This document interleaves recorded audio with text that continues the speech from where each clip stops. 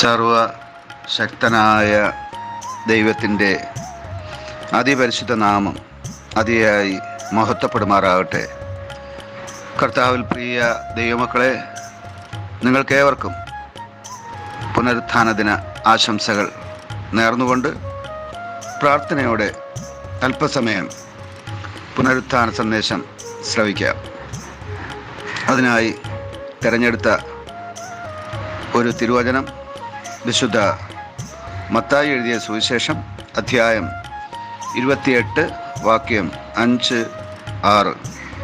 വിശുദ്ധ മത്തായി എഴുതിയ സുവിശേഷം അധ്യായം 28 5-6 വാക്യങ്ങൾ. ദൂതൻ സ്ത്രീകളോട്, ഭയപ്പെടേണ്ട, ക്രൂശിക്കപ്പെട്ട യേശുവിനെ നിങ്ങൾ അന്വേഷിക്കുന്നു എന്ന് ഞാൻ അറിയുന്നു. അവൻ ഇവിടെ ഇല്ല. താൻ പറഞ്ഞതുപോലെ ഉയർത്തെഴുന്നേറ്റു. അവൻ കിടന്ന സ്ഥലം വന്നു കാൺമീൻ.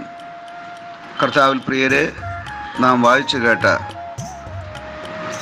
വിശുദ്ധ മത്തായി എഴുതിയ സുവിശേഷം 28 അധ്യായം 5-6 വാക്യങ്ങളിൽ നാം കാണുന്നത് മാലാഖയുടെ അഥവാ ദൈവദൂതൻ്റെ സ്ത്രീകളോടായുള്ള സന്ദേശമാണ്. ഈ സ്ത്രീകൾ അതികാലത്ത് എഴുന്നേറ്റ് യേശുവിൻ്റെ കല്ലറയ്ക്കൽ യേശുവിനെ തിരഞ്ഞു പോവുകയായിരുന്നു.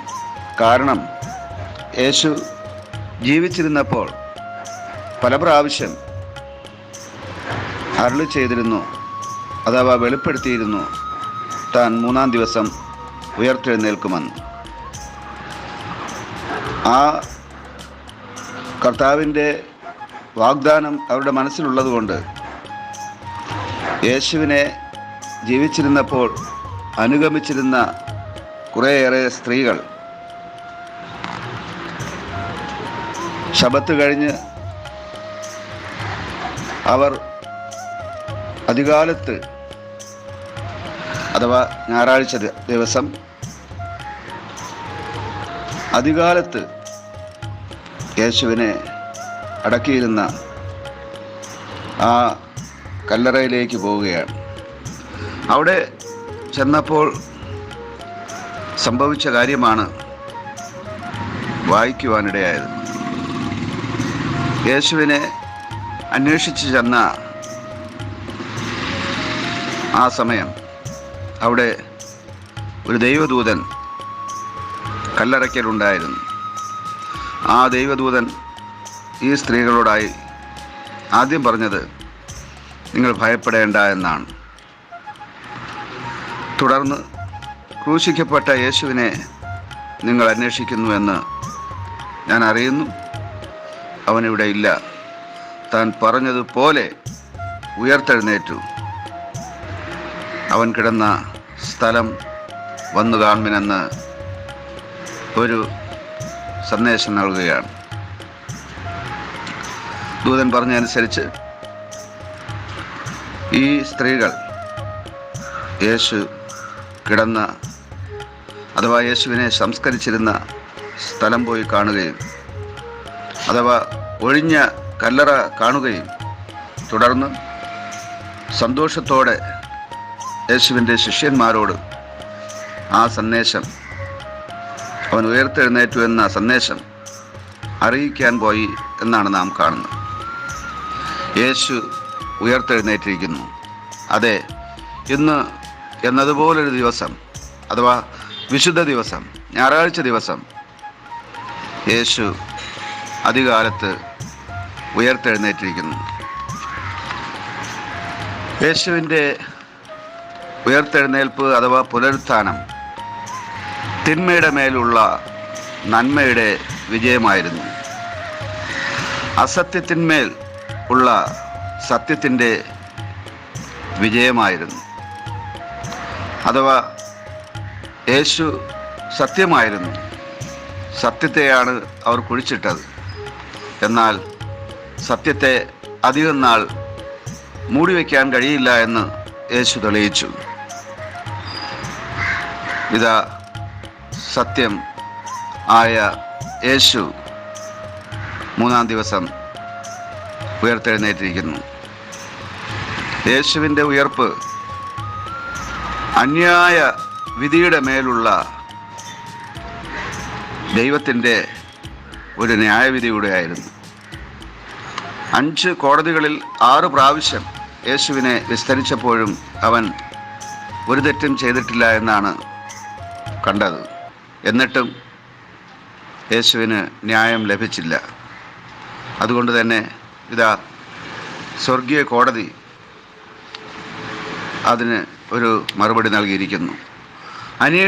അനീതിയുടെ മേലുള്ള നീതിയുടെ വിജയമാണ് യേശുവിൻ്റെ പുനരുത്ഥാനം കാട്ടുന്നത്. അതെ, യേശു ഉയർത്തെഴുന്നേറ്റിരിക്കുന്നു. മാനവരാശിയുടെ പാപപരിഹാര ബലിയർപ്പിച്ച യേശു 3-ാം ദിവസം ഉയർത്തെഴുന്നേറ്റിരിക്കുന്നു. അവൻ ഇനി മരിച്ച ദൈവമല്ല, എന്നേക്കും ജീവിക്കുന്ന ദൈവം. ആമേൻ, ആമേൻ. യേശു ക്രിസ്തു ഉയർത്തു ജീവിക്കുന്നു, പരലോകത്തിൽ ജീവിക്കുന്നു. ഇഹലോകത്തിൽ താനിനി വേഗം വരും, രാജരാജനായി വാണിടുവാൻ. ഹല്ലേലൂയ, ജയം ഹല്ലേലൂയ, യേശു കർത്താവ് ജീവിക്കുന്നു. ഹല്ലേലൂയ, ജയം ഹല്ലേലൂയ, യേശു കർത്താവ് ജീവിക്കുന്നു.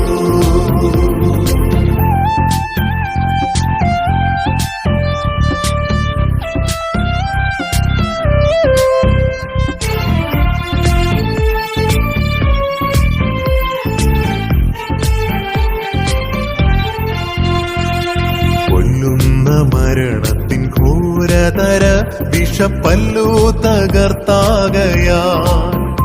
ഇനി തെല്ലും ഭയമെന്നീ മൃത്യുവിനെ നമ്മൾ വെല്ലുവിളിക്കുകയാ.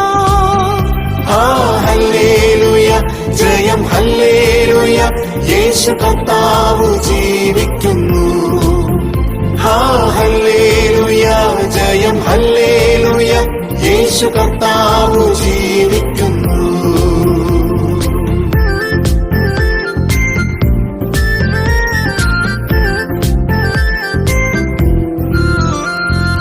എന്നേശു ജീവിക്കുന്നായതിനാൽ ഞാനും എന്നേക്കും ജീവിക്കാം. ഇനി തന്നെ പിരിഞ്ഞൊരു ജീവിതമില്ലെനിക്കെല്ലാം എന്നേശുവത്രേ. ഹല്ലേലൂയ, ജയം ഹല്ലേലൂയ, യേശു കർത്താവ് ജീവിക്കുന്നു. ഹല്ലേലൂയ, ജയം ഹല്ലേലൂയ, യേശു കർത്താവ് ജീവിക്കുന്നു.